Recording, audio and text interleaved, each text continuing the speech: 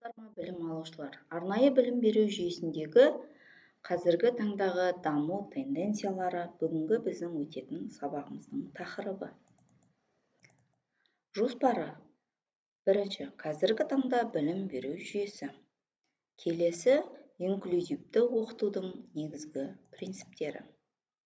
Қазіргі таңда білім беру жүйесінде ерекше білім алу қажеттілігі бар балаларға айрықша орын бөлінген.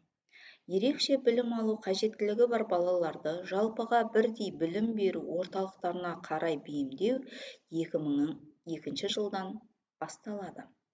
Бұл балаларға қатысты біздің алдымызда тұрған негізгі міндет. Олардың әлеуметтік ортаға бейімделуіне, қоғамдағы толыққанды өмірге дайындалуына жағдай жасау және көмек көрсету болып табылады. 2002 жылы Қазақстан ТМД елдерінің арасында алғаш рет ерекше білім алу қажеттілігі бар балаларды әлеуметтік және медико-педагогикалық тұрғыдан қолдау туралы заң қабылданды. Осы заң аясында ерекше білім алу қажеттілігі бар балаларға ерте бастан білім беру мәселелеріне мән берілген. 2002 және 2003 жылдары педагогтардың 80% бұл жүйеге қарсы болды.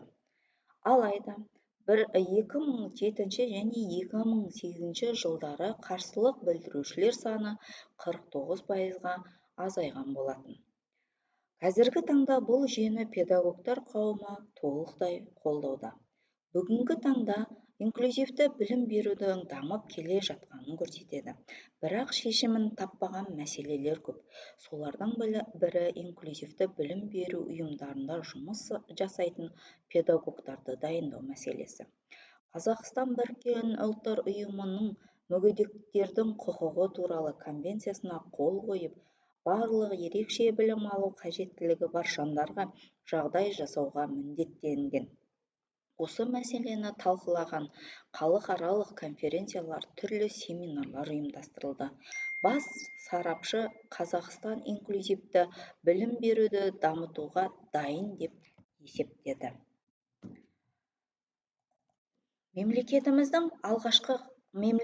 алғашқы қадам жасай отырып, мемлекеттік білім беруді дамытудың 2010-2020 жылдарға арналған бағдарламасында бірінші рет инклюзивті білім беруді дамытуға үлес қосқан болатын. Бірақ біздің елімізде жұмыс істеп тұрған арнайы мектептердің жүйесі сақталды. Себебі барлық мүгедек балалардың бірден партаға отырғызып оқытып алып кету мүмкін емес еді.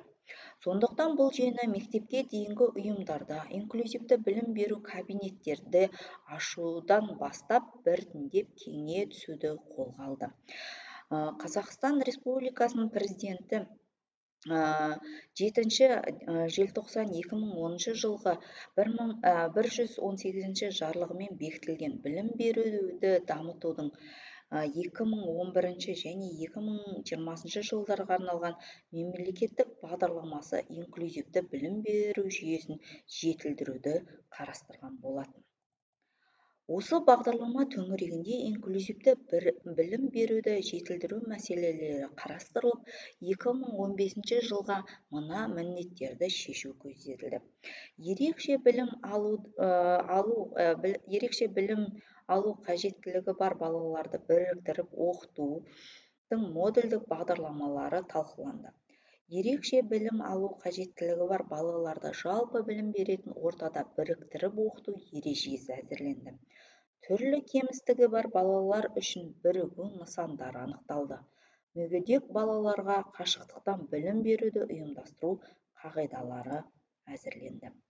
Мемлекеттік бағдарлама негізінде 2020 жылға қарай мектептерде мүгедек балалар үшін көтергіш жабдықтар, яғни пандустар, санитарлық бөлмелерде арнайы құралдар орнату, тұтқалармен жұмыс істеу, арнайы парталар мен үстелдер және басқа арнайы компенсаторлық құралдармен жабдықталу арқылы кедергісіз аймақтар құру жоспарланған болатын. Қазіргі уақытта дамуында ауытқуы бар балалар саны артып отыр. Оларды оқыту, кеңейтіп, түзету, қолдау, технологияларды жетілдіруде арнайы білім беру ерекше балаға білім беру саясатының негізгі құралы. Арнайы білім беру сау балалармен бірге жалпы білім беру мектептерінде немесе арнайы құрастырған топтарда, сыныптарда ерекше білім алу қажеттілігі бар балаларды оқыту болып табылады. Қазақстанда ерекше білім беру қажеттілігі бар балаларға арнайы мекемелерде оқытылатындықтан олар өзге балалардан бөліктенген. Бұл мекемелерде көбінесе медициналық әдістемелер қолданылады. Қазақстанда бұл бір жағынан кемістік болғанымен, екінші жағынан дені сау екендігін түсіндіріп, оларды дені сау балалармен қатар жалпы ортаға бейімдеу керек. Тек олардың сырқаты мен өзгешеліктерін ескере отырып, жай мектептің оқу бағдарламасына кіріктірген жөн деген болатын. Жалпы 2015 жылға дейінгі инклюзивті білім беру мен ерекше білім алу қажеттілігі бар балалардың 25%-ын қамту көзделсе, инклюзивті білімге жағдай жасаған мектеп үлесін 30-ға жеткізу көзделген. Білім берудің бұл түрінде ерекше білім алу қажеттілігі бар баланың өз-өзіне сенімі артады. Ол маңайындағылар тарапынан өзіне қолдау бар екенін сезінеді. Бұл баланың өзін-өзі бағалай білуіне, қоршаған ортасына сүйіспеншілікпен қарауына, өзінің қоғамның толық мүшесі сезінуіне үлкен жол ашады. Инклюзивті оқытудың негізгі принциптеріне тоқталып өтсем, адам құндылығы оның мүмкіндігіне қарай қабілеттілігі мен жеткен жетістіктерімен анықталады. Әрбір адам сезінуге және ойлауға қабілетті. Әрбір адам қарым-қатынасқа құқылы. Барлық адам бір-біріне қажет. Білім шынайы қарым-қатынас шеңберінде жүзеге асады. Барлық адамдар құрбы-құрдастарының қолдауы мен достығын қажет етеді. Әрбір оқушы үшін жетістікке жету өзінің мүмкіндігіне қарай орындай алатын әрекетті жүзеге асырады. Жан-жақтылық адам өмірінің даму аясын кеңітеді. Арнайы білім беру жағдайында жұмыс жүргізетін мектептерде білім мазмұнын 3 түрлі бағдарлама бойынша реттеген абзал. Бірінші, жалпы мектептерге арналған типтік оқу бағдарламалары. Екінші, ерекше білім алу қажеттілігі бар балалардың психофизикалық ерекшеліктерін есепке ала отырып әзірленетін оқытудың жеке бағдарламасы. Үшінші, ерекше білім алу қажеттілігі бар балалардың ауытқулық типтеріне сәйкес арнаулы білім беру бағытындағы оқу бағдарламалары. Инклюзивті оқытудың негізінде балалардың қандай да бір дискриминациясын жоққа шығару, барлық адамдарға деген теңдік қатынасын қамтамасыз ету, сонымен бірге оқытудың ерекше қажеттілігі бар балаларға арнайы жағдай қалыптастыру идеологиясы жатыр. Инклюзивті бағыт мұндай балаларды оқуда жетістікке жетуге ықпал етіп, жақсы өмір сүру мүмкіншілігін қалыптастырады. Инклюзивті оқыту барлық балаларға мектепке дейінгі оқу орындарында мектепке және мектеп өміріне белсене қатысуға мүмкіндік береді.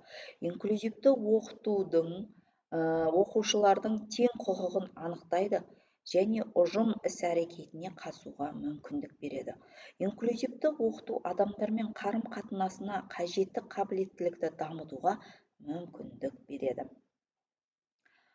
Қорытындылай келе, дамуында ерекше білім алу қажеттілігі бар балалармен сабақ барысында тренингтер, ойындар, жеке топтық жұмыстар, сергіту сәттері жиі ұйымдастырылуы қажет.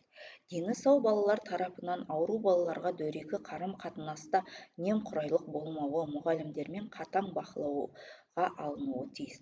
Бұл топтағы балаларды шығармашылыққа, яғни сурет салуға, қолөнер бұйымдарын жасауға, ән айтуға, би билеуге, ақындық өнерге баулуға, түрлі сайыстар мен байқауларға қатыстыруға мамандар тарапынан қолдау көрсету қажет.